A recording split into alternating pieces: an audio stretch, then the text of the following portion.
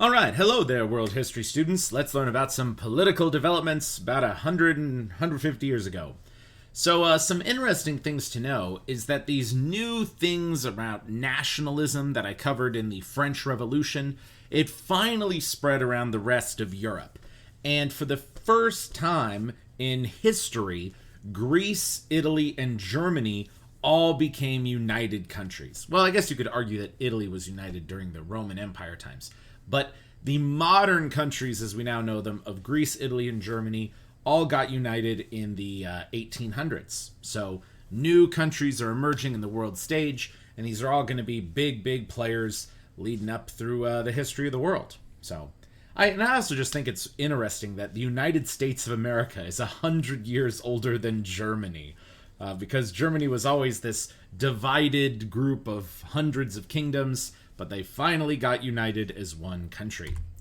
All right, let's check out some pictures. So here's the Italians all joining up. Germany gets unified. The Greeks get unified. And this is what Germany looked like just before it was unified. So all these different little kingdoms all over the place. And here's the Germans all meeting together in the Palace of Versailles in the Hall of Mirrors, where they declared themselves one united nation. Okay. And now let's learn about some economic stuff. So capitalism is hopefully an economic system you are familiar with. It's an economy based on private ownership and profit.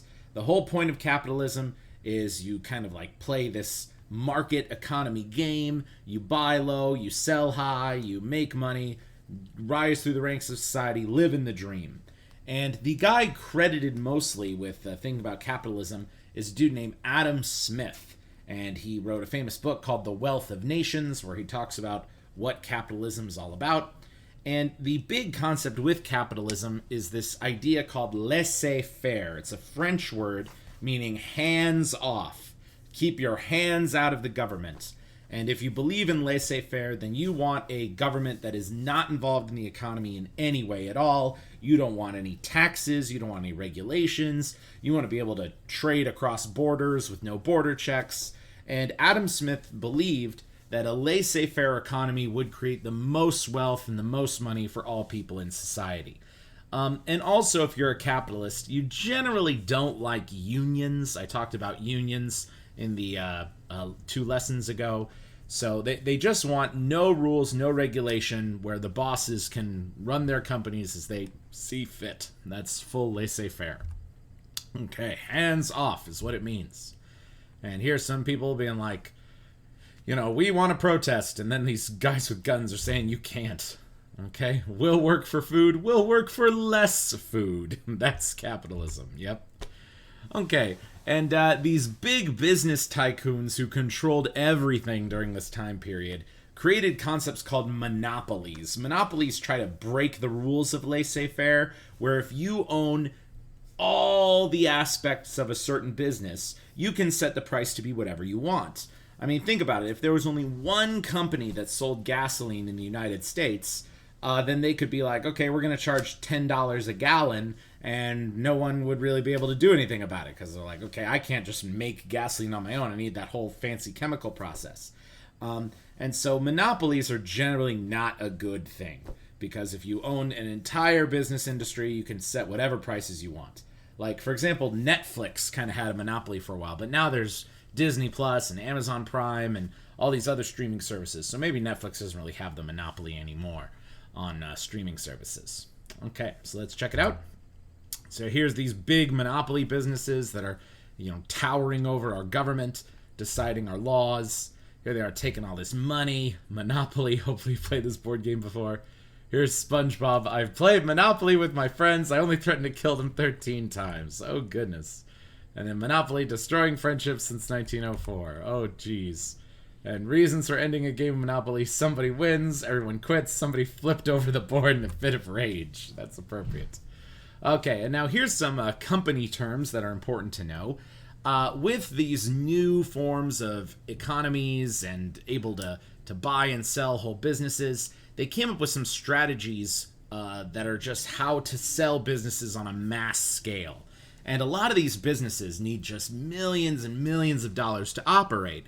So when businesses say, hey, we want to expand our business or we want to get more money to grow our business, what they'll do is they'll go to, well, today it's New York City, and they'll put their business on the New York Stock Exchange.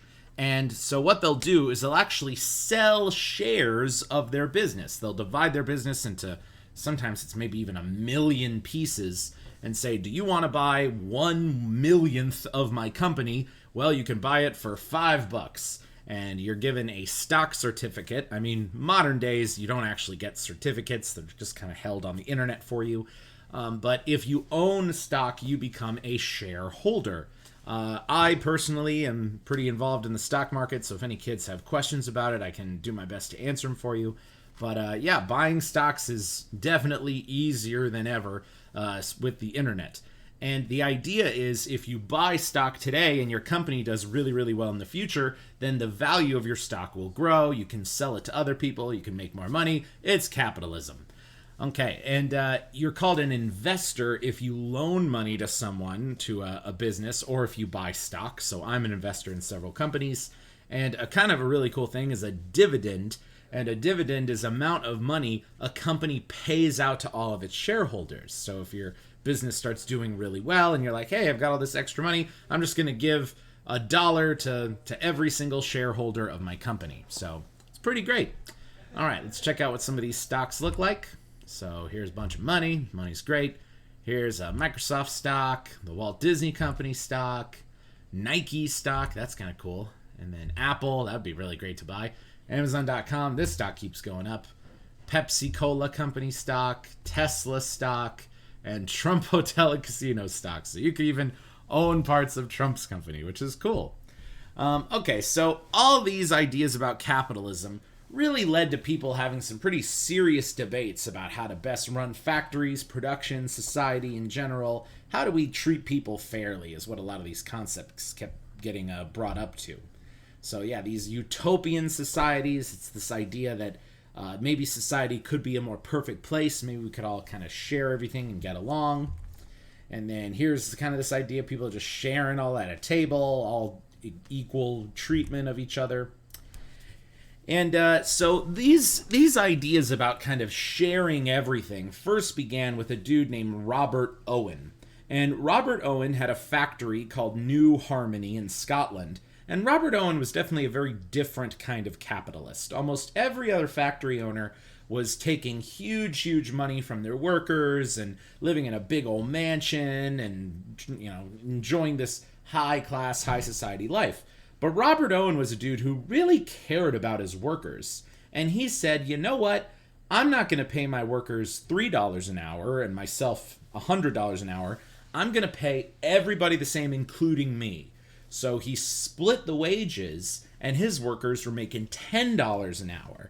And because of that, people loved working for Robert Owen because they're like, wow, this boss treats us the same way he treats himself. And by all accounts, his factory was very popular, and the workers really liked to work there, and it operated in a very, very good way. And Robert Owen is sort of seen as the founder of this concept of utilitarianism, that a society should advance or should advocate choices that bring the greatest total happiness to people. Everything you do, you just want to make more happiness. So be happy, thumbs up.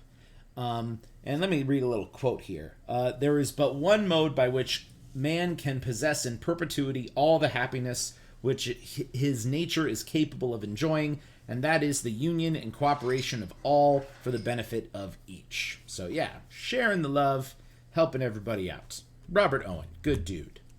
So there's his factory, and then yeah, he's the best boss for sure.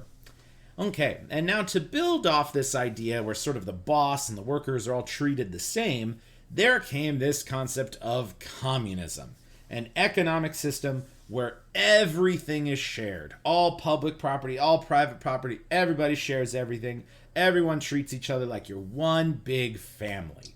So like, think about that. Like, probably in your own house, do you have to ask your mom and dad to do literally everything? Or can you just go into the kitchen, grab some food? Can you go to the garage and grab some, I don't know, something you need out of the garage? Like, your family sort of should share all your property with each other.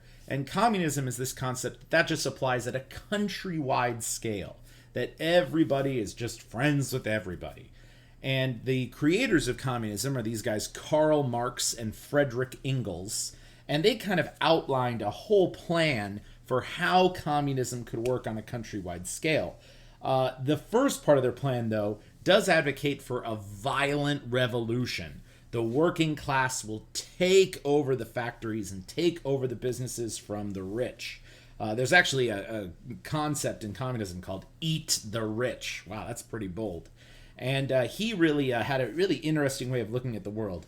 He said that there's two kinds of people. There's the working class poor, called the proletariat, and the middle class rich, called the bourgeoisie, or sometimes just the bourgeois. And in his mind, the bourgeois were the enemy, and the proletariat need to rise up, form one giant super union with each other, and just take over the whole country. And I'll tell you kids this, there have been a lot of countries in world history that claim they are communist, but real communism has never actually happened. Some countries have gotten somewhat close to Marx and Engels' vision, but real communism never actually happened. And I'll get into world history later and explain why that's the case. So here's this idea, all these union members working together to fight the man, and there's Karl Marx, the founder of communism. Okay, so here's just some more little bits about Marx here.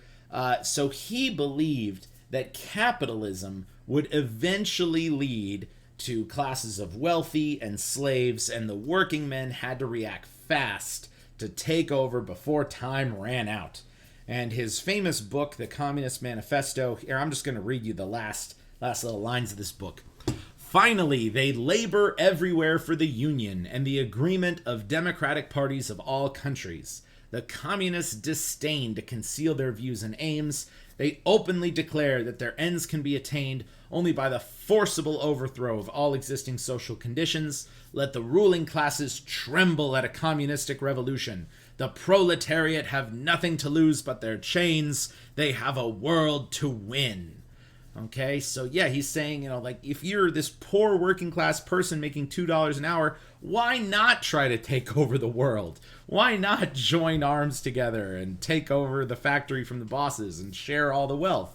So this is going to be a huge, huge concept, but later in history, because Karl Marx writes this book in 1848, and nobody really does anything with it until we get to the year 1917, when these ideas will dramatically change the scope of world history. Okay, so the Communist Manifesto, communists rising up, and there it is, Marx and Engels. Okay, so yeah, and this is a great question. How is a country supposed to switch from capitalism to communism? There usually needs to be kind of a middle ground period where, like, capitalism is so focused on private business and private enterprise, and communism is where you're sharing everything. So how can a transition properly occur? Well, the transitional government is known as socialism. It's kind of this little bit half and half, where you're kind of capitalist, but you're trying to be a little communist. So it's breaking up the business ownership from the people and transferring it to the government. So yeah, that's socialism. This economic theory where the government is the one who controls all the wealth in society, and the government decides sort of who gets what stuff. The funny thing about these hardcore socialist communist countries is everyone is supposed to call each other comrade. You get rid of these titles of sir, ma'am, lord, lady, doctor. Everybody's just comrade. Comrade. Hello, comrade. So almost every single country in the world that has ever claimed they're communist, really they just sort of end up being socialist. They never made it all the way. So yeah, that's what socialism is. It's sort of halfway through both styles. All right, so there's some people doing socialism. Everybody's joining hands in socialism. Okay, so now let me conclude this presentation today by connecting it to China. So today, a country that hopefully gives you some focus on your international news is the country of Communist China. But if it was communist, then everybody in China would have the same amount of wealth and everyone would share everything. But as you can see by these pictures I'm showing you, China isn't really communist. And the interesting thing is, if you're a member of the Chinese Communist Party, if you're a part of their government, then you get a lot of the fancy stuff. And if you're not a member of the government, well, you're still kind of living like this. So clearly, China is not communist. They are socialist. But I can even make this argument that China's like not even trying to be communist all the way. They're sort of living in this world maybe even closer to capitalism, which is just even more confusing because they call it themselves communist. So let's check it out. Here's some rich, fancy Chinese guys, fancy cars, fancy buildings, but then other people live like this. It's not a society where all the wealth is shared at all. I think that really gets shown off, especially when you think of a city like Las Vegas. Now, Las Vegas is a city where people come here, they gamble, they party, they spend a lot of money. A city like Las Vegas couldn't really work in a communist country because in a communist country, everybody's not supposed to make more money. Everyone's supposed to be exactly the same. And what I think is just totally ironic is that China has almost copied the city of Las Vegas, almost building for building in their city of Macau. Okay, like check it out. They copied the Stratosphere, they built it in Macau. They copied the Venetian in Macau. They copied the Paris in Macau. Let's just check out some more pictures here. So, yeah, these are all buildings in Macau today.